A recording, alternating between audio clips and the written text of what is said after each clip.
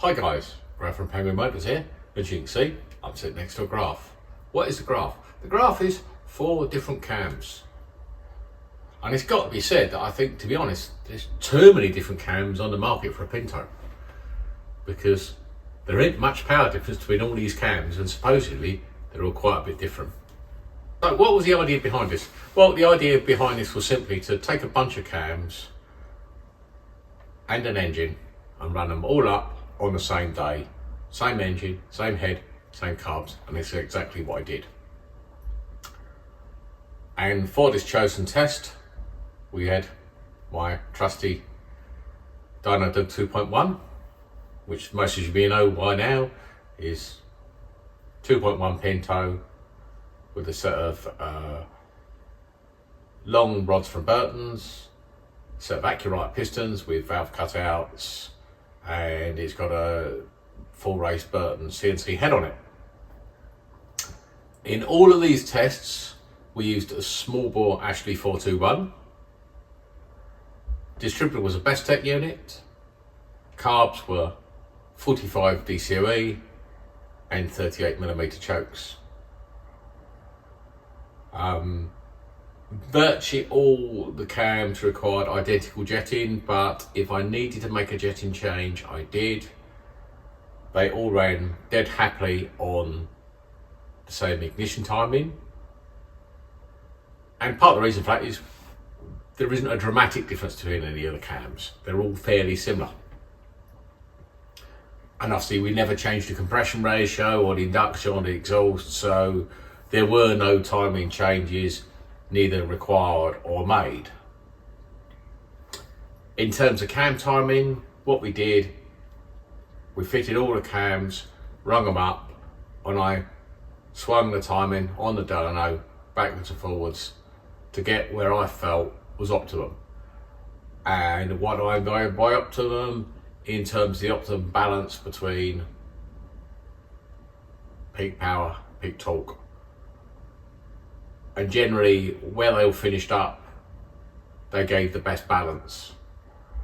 Most of the time you could have retarded the cam slightly and picked up a little bit at the top and lost the same or more low down, or vice versa. And they were all set up in the same way. So the results are pretty clear. They make a good back-to-back. So let's just show you the engine in action, which you've seen a gazillion times, but you all like dyno footage, so I'm going to pluck a bit of random video footage and show the engine on a run, and then we'll get into see what the car cams actually work.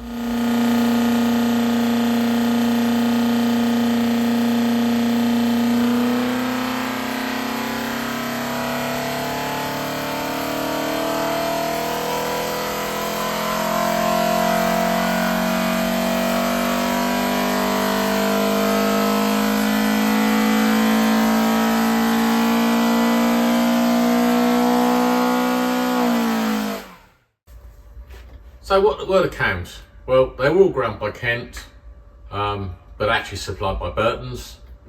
And yes, I'm afraid I did have to pay for them. It's not a freebie, but Burton's did look after me on the price. So thanks, Andy. Right, so first up, evergreen cam, used a lot, very fast road engines, mild competition, rallying. That's RL31 from Kent.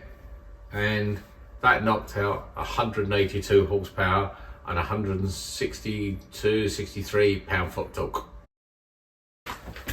Right, our second cam up isn't actually used that much, or not that I've come across. But I did run an engine up in it recently, and that was on split Webers, and I was surprised just how well this cam worked on split Webers. So yeah, could be something to consider. In the catalogue, it's known as a loose surface cam, so it's obviously intended to be more torquey rather than all out horsepower, and that's a GTS 3. Next on our list is, I know, is a favourite with Vulcan. So they use this cam quite a lot. It's actually a WR40, which I believe is an old Ford Works Borum Group 1 profile. Although a few people tell me that the profile's morphed a bit over the years and it's not quite the same cam it was back in the 70s and 80s. But anyway, it's the current grind, that's what's currently used now. So yeah, WR40. So up last, slightly oddball maybe, it's not used much. GTS 5.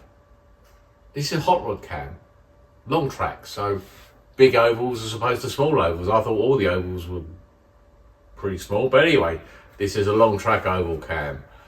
And this surprised me because basically it did with the others.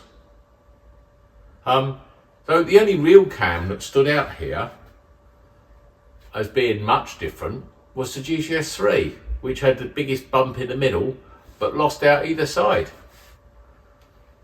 But in reality, there's very little difference between any of these. I think peak horsepower from the best to the worst is 2 horsepower.